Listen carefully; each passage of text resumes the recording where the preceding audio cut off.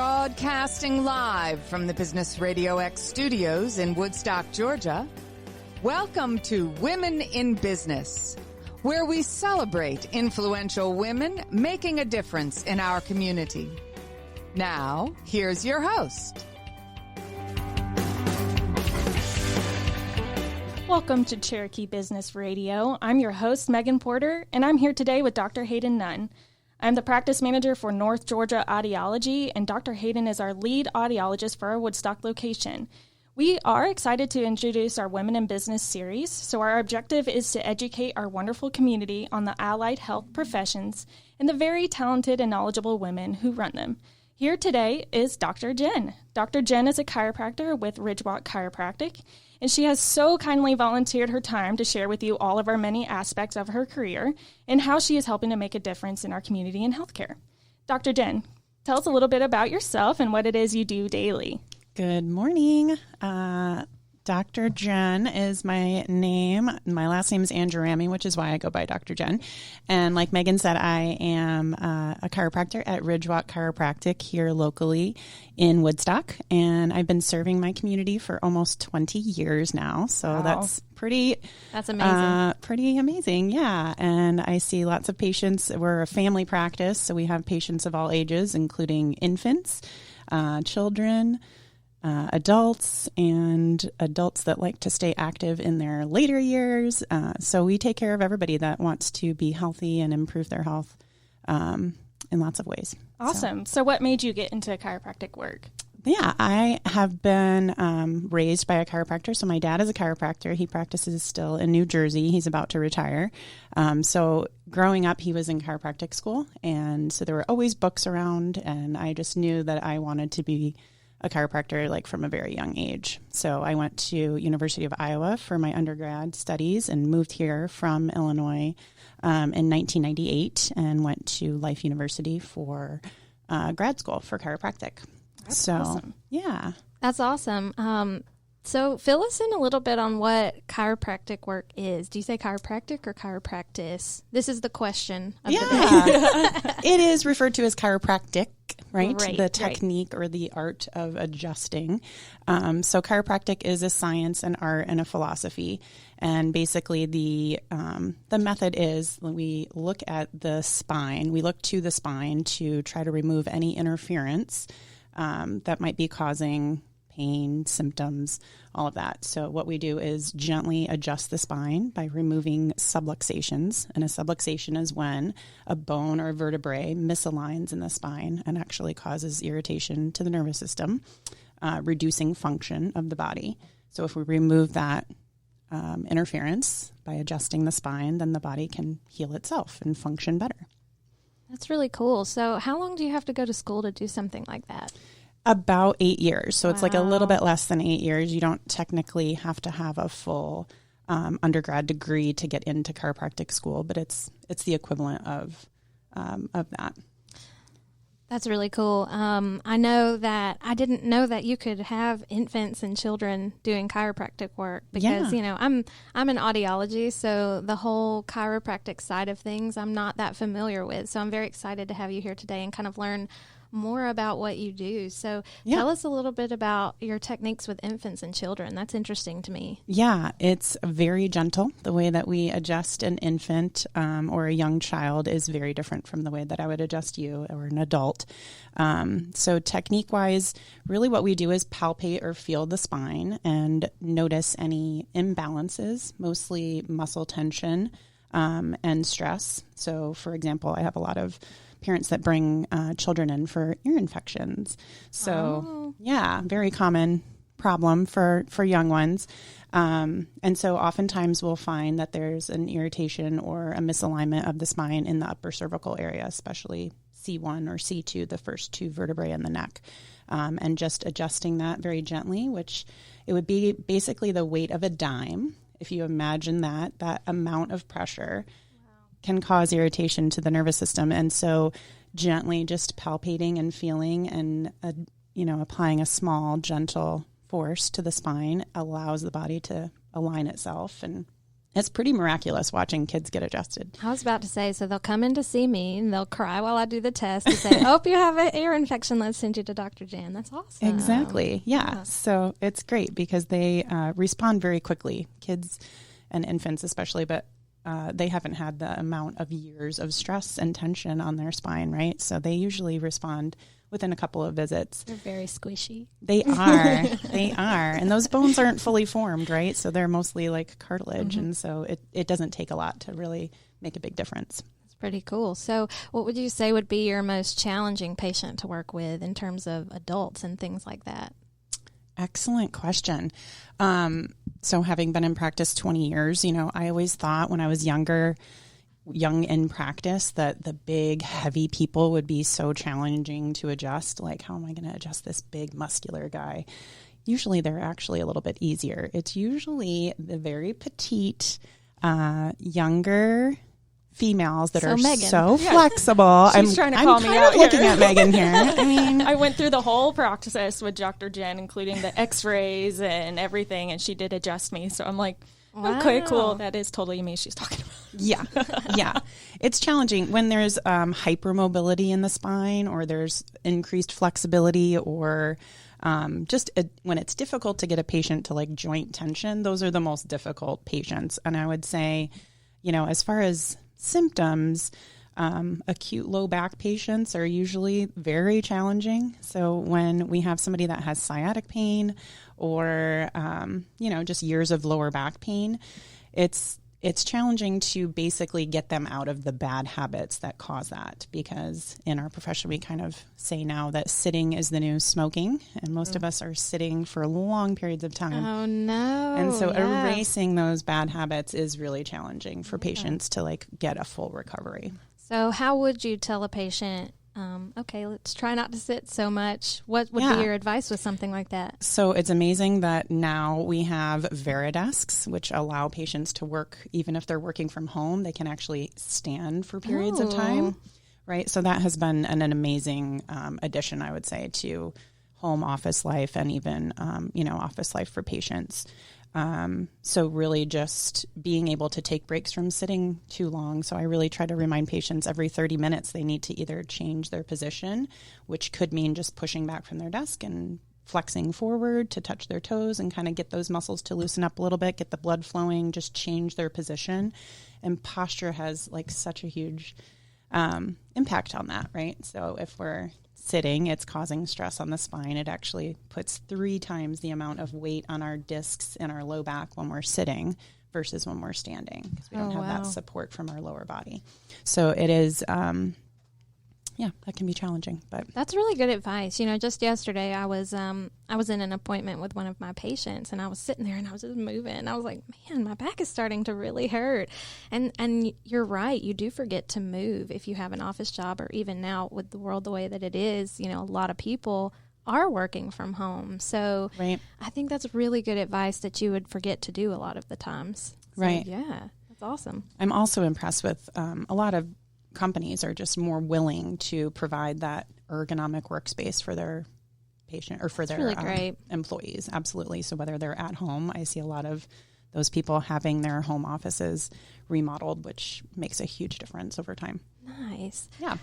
Okay, I've got a funnier question, I guess, or not funny, but I know with my field there's a lot of stigma that goes along with hearing aids and things like that. And there's got to be stigma with your field as well. So for sure. I was about to say, for people who are kind of on the fence or a little bit nervous about going to get chiropractic work done, what would be some advice that you would give them? Because I see a lot of patients that are scared to go to see you. Sure. Well, first of all, I'll tell you, there are a lot of different techniques for adjusting the spine. I know I would say a lot of people that I deal with as new patients might tell me that they've been afraid to have their neck popped or to hear that popping sound. That's one I hear a lot. For sure. I hear that all the time. And in being raised by a chiropractor and being adjusted my whole life, I'm very relaxed and calm about the whole situation because I know what to expect, right? And so there's obviously that element of fear when you don't know what to expect, and really just removing that fear for patients and explaining to them that it's a very gentle process. It really is the popping sound, I think removing that idea for patients is just, it's not the bones cracking. It's actually just gas being released from the joint capsule, right? So we have a small amount of gas in our joints, and when we release that tension on the joint, things move more freely, but it releases that, and that's really all you're hearing. You're not hearing the bones crack. So usually that eliminates the fear for patients. That's really good to know, because I don't think a lot of people realize that. So, yeah, thanks for that. Okay, let's see. In my field, I deal with a lot of people who have had spinal trauma. They've had they've hit their head and had some head injuries. And then sometimes I deal with people who, as a result of that, or maybe not even as a result of that, they have tinnitus, or what we call ringing in the ears. And I've heard and I've seen a few people that have followed up with chiropractors for ringing in the ears and to kind of alleviate some of those symptoms. Have you come across any patients in your field that deal with that? And if so, how would you treat somebody like that? Yeah, absolutely. We do see patients with tinnitus or tinnitus, however we can pronounce tinnitus, that. Yes. Tomato. Yes, exactly. So, and it's funny, most of my patients that I am adjusting, usually will have something in their neck related to like some type of previous trauma, or it could just be years and years of stress and tension on the spine. Or bad posture. Yes, bad posture for sure. Straightening up. For sure. I know. Good thing we're on the radio, right? No one can see exactly how we're sitting. Exactly. Yeah. Noticing any stress or tension in that upper cervical area is usually when I see patients that have experienced that symptom in the past. But usually they'll tell me after the fact. It's kind of funny. They'll say, Dr. Jen, I never thought to tell you that I had ringing in the ears. And now that I've been adjusted and my neck is feeling better, my neck pain is gone, but also I have less ringing in the ears, or that symptom has gone. So it's funny. It's usually kind of on the back end of things that patients will kind of volunteer that information, because they don't really think of chiropractic care when they think of their ears specifically, but even ringing in the ears. And I will say I notice a lot of jaw pain and or dysfunction of the jaw that relates to tinnitus. So, usually that can come from some type of trauma. Most of us have been in some type of minor car accident. Some of us have been in major accidents, and a lot of that can, impact the cervical spine, but also the jaw. And so when that jaw is misaligned, it really does impact that ear canal and just create some of that tension. And I can second that too. I see a lot of patients who have the ringing in the ears as well. And, while we have a different approach to kind of treat and manage that tinnitus, I do think it's good to have people like you in our back pocket that say, okay, you're telling me you've got TMJ, you've got jaw issues, you've got neck problems. So let's look and see what your ears are doing functionally. But if that doesn't work, then we've got Dr. Jen in our back corner, which is nice. Absolutely. Well, and vice versa. Obviously, if I'm not seeing results with a patient, I'm happy to refer out and grateful to send them to you as well. Yeah, I like to call this an interdisciplinary approach. Absolutely. We like to keep our patients' healthcare at the center. So, if there's somebody that I know that can help them, great, why not, Absolutely. And it's crazy. I do see a lot of people with that TMJ, and I didn't really put two and two together before, but I will definitely start to think about that more moving forward. Yeah. And adjusting the jaw is also very gentle and specific, but we have instruments that we can use that are mostly working on the muscles to help align the jaw itself. When we do have the joint actually out of alignment, oftentimes there's a physical adjustment for that, manual adjustment, I'll say. But yeah, it's a pretty easy process. So for all you listening, tinnitus is not hopeless. There is hope. One of the things I see when they come into my practice is, I went to see this doctor, I went to see that doctor, and everybody told me that, I just have to live with this. So there is good news out there that you don't have to live with that. So that's Absolutely. Good. Yeah. Okay, let's see. What's your favorite part about your job? Definitely, by far, my favorite part is being able to help patients, and especially patients that have maybe been suffering for years and really had nowhere else to turn and didn't really necessarily take chiropractic as their first approach for whether it's pain or just some type of dis-ease or dysfunction. So really seeing that process of them being able to return to their daily life and get their health back and regain just their ability to be happy, and just allowing, their body to do that is really amazing to witness how powerful the body is, and like how just removing some stress and tension really allows the body, babies too, but the body to function the way that it should. So, getting patients back out there enjoying life is really something that motivates me and is my favorite part about what I do. Awesome. Well, I've known Dr. Jen for 3-4 years now, and she's probably the most compassionate chiropractor I've ever met, because she is so compassionate about her patients. She does have a passion for helping people. So my next question for you is, what is your best referral source? Thank you for that, by the way, Megan. I appreciate that. My best referral source, I'm grateful to have been in practice as long as I have. Most of my patients come from referrals from other patients.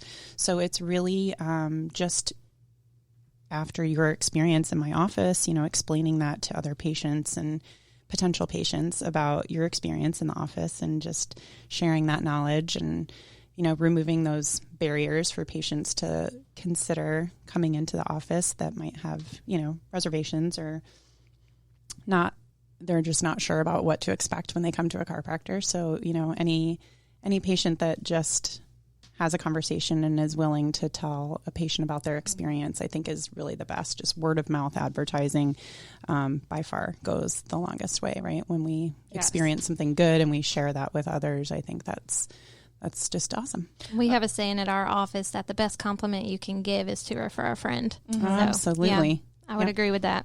Yeah, coming from me, I've gone through the process with Dr. Jen, and it's very, very laid back, and you don't feel stressed, which is amazing. I was about to say, she's got a good bedside manner. Yes, definitely. Thank you. And I've told everyone in the office, you need your back adjusted? Go to Dr. Jen. Like, she's amazing. So with Ridgewalk Chiropractic, how would someone get in contact with you to schedule an appointment?